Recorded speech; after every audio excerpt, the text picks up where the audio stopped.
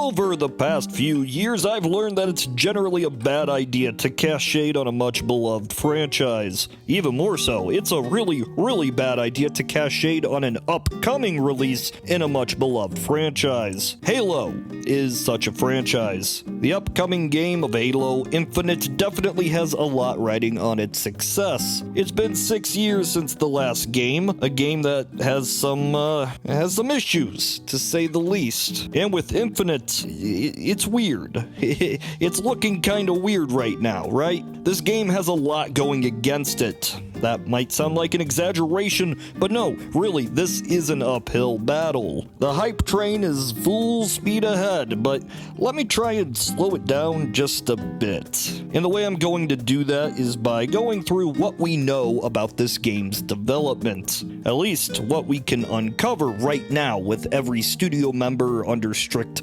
non-disclosure agreements. So, let's get started. Halo Infinite, or some variation thereof, started development in 2015, before Halo 5 was even released. Now we know this because of statements made during this time regarding the future of the Halo series. Story drafts and concepts, along with writing for Halo 6, began development around this time. The next 10 years of the series was mapped out, more or less. The development team seemed confident in continuing the Halo Reclaimer saga, as it was coined, and the implication here is that Halo 6 would likely be out around 2018 for the Xbox One. This would follow the standard cycle you would expect from the series. While this isn't strictly stated, it's certainly not implied that the next main series game would even consider a release post-2020. All this pre-planning appears to have been for naught, probably. Halo 5 did not receive the warm critical reception that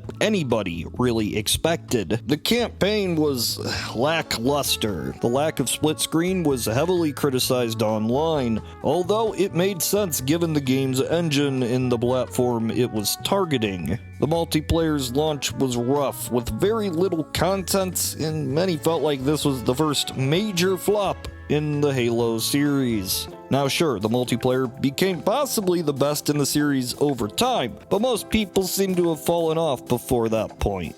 Clearly, the reviews and reaction online was not what 343 or Microsoft was anticipating, and Halo 6 needed to be something special if the series was to retain its pristine prestige. By 2017, 343 became a bit more open to discussing this future project, stating that split screen and co-op would be in the next Halo after the negative reaction to Halo 5's lack of split screen and said co-op.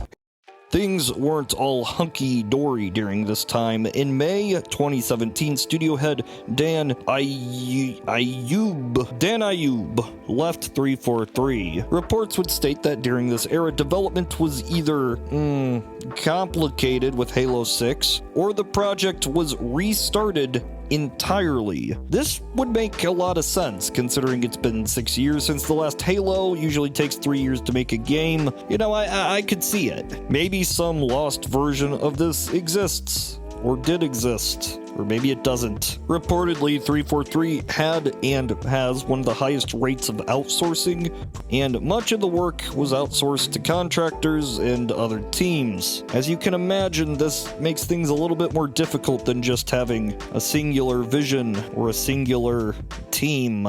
Halo Infinite was officially announced in 2018 with an E3 showcase of foliage and wildlife and foliage. The big focus here was on the new engine designed for the game, Slip Space. For all intents and purposes, this is a new engine, and this is likely where most of the work that was ever saved from a Halo 6 remains. The actual purpose of the Slip Space engine doesn't appear to be just visual enhancements, obviously. Instead, it was designed for ease of use and quickly updating assets in a game without lengthy builds and such. The implication here being it was going to be a live service game. It's a spiritual reboot of sorts, whatever that means. After this, we'd get a very slow trickle of information, mostly due to internet rumors popping up implying the next Halo would have a battle royale. Rumors that were squashed rather quickly. One point also brought up was in regards to customization and how it would fall more in line with Halo Reach than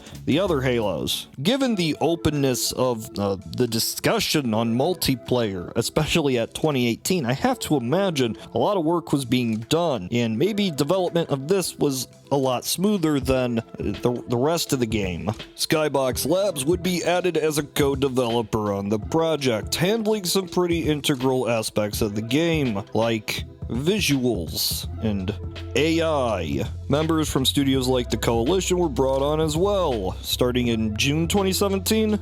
In 2019, we get another trailer, this time with this guy. Is he Master Chief? Is this No. Visually, it looks impressive. Like, yeah, if a Halo game looks like this, wow, that's great. But yeah, reports would state that this trailer itself was outsourced, and those who made it were simply targeting the peak capabilities of the engine, but not a specific hardware build. 2 months after this reveal, the first indications that something was really wrong began to appear. Creative director Tim Longo and executive producer Mary Olson left 343 Industries. This isn't good.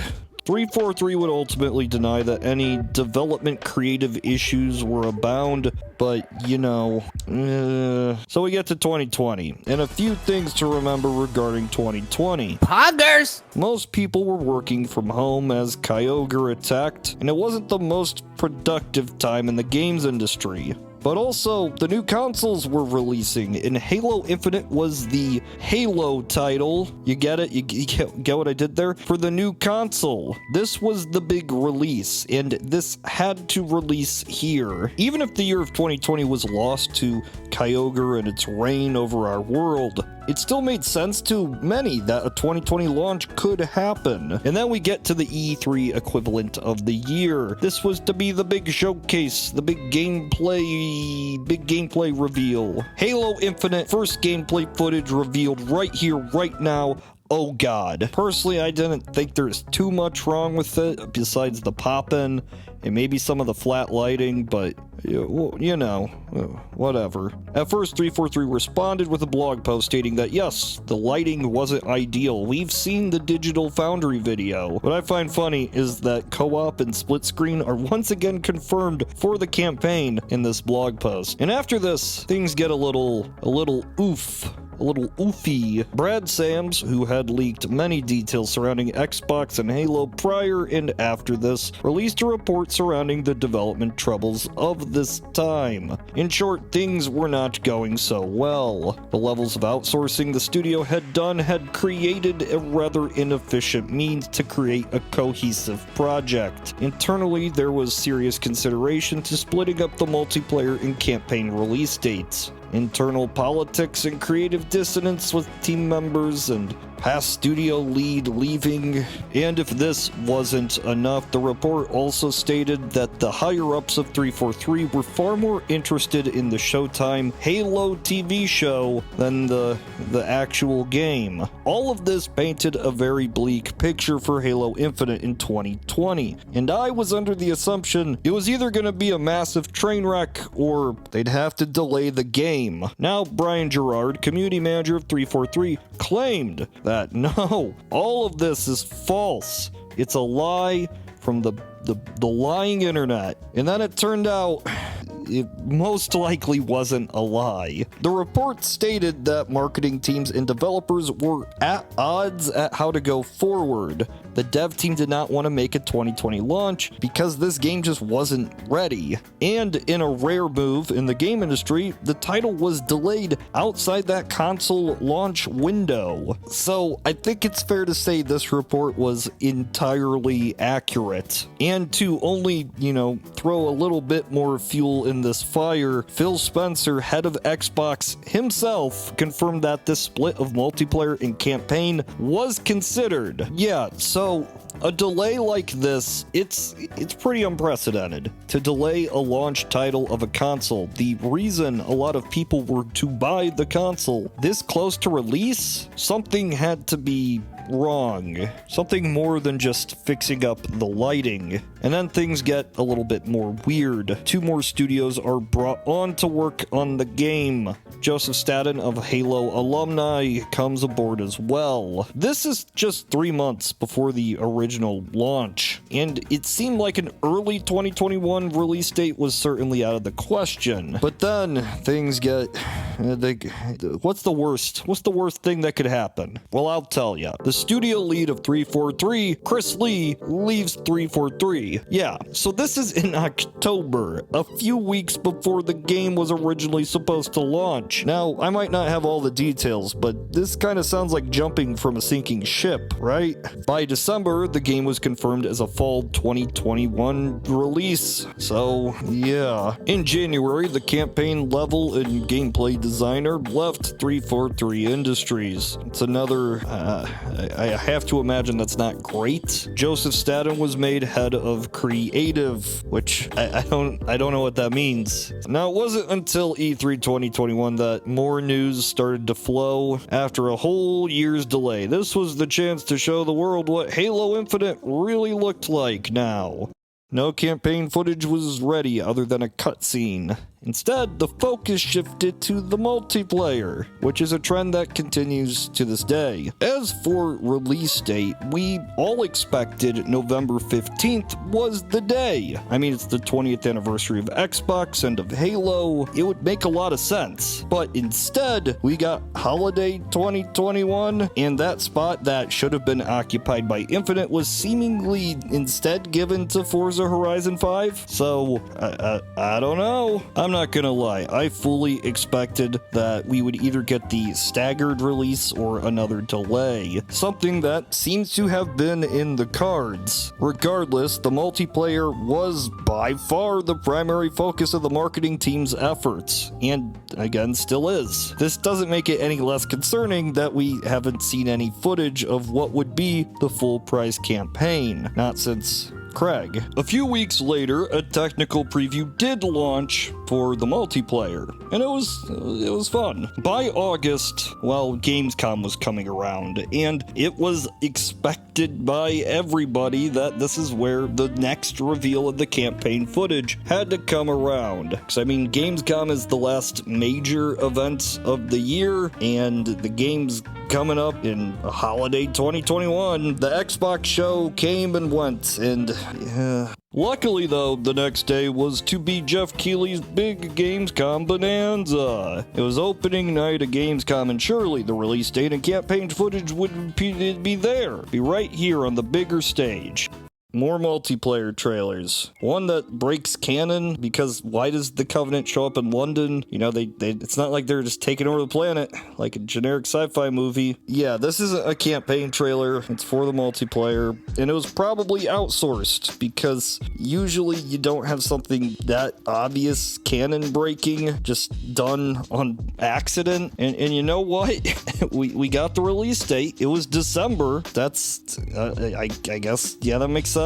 They're gonna miss the 20th anniversary of Halo, but if you want to pay a scalper, you can get the console. But also, no campaign footage. Yup, it's been well over a year, but all we've seen is Craig. According to 343, footage will be shown of the campaign before launch. That makes, yeah, I'd hope so. I'd hope you would show the $60 game before you ask people to buy a $60 game. The team's reasons do make a lot of sense. They can't really divert resources to making a trailer and making a separate build, something that would, you know, be hard if the game was having a lot of development troubles, which I think clearly it has. In any standard release schedule, if things were going smoothly, there would have been time to make a trailer for the game. Also around this time, 343 said, hey, just a heads up, no co-op split screen and no forward jet launch. That'll be there in a couple months. As for these features,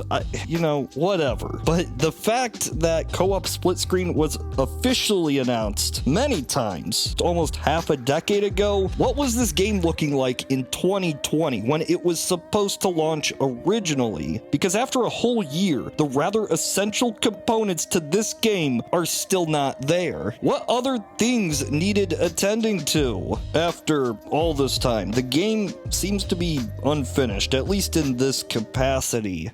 I'm very excited to see how this turns out, and even more excited to hear the developers' stories once all this is over. My expectations are low, simply due to how these stories usually end. I'm worried. I'm worried about this. And I guess I could have had a much better ending for this video if I waited a few months and seen how the game actually turned out. But, if it is good, then I'll just be playing Halo Infinite and I don't want to make the video.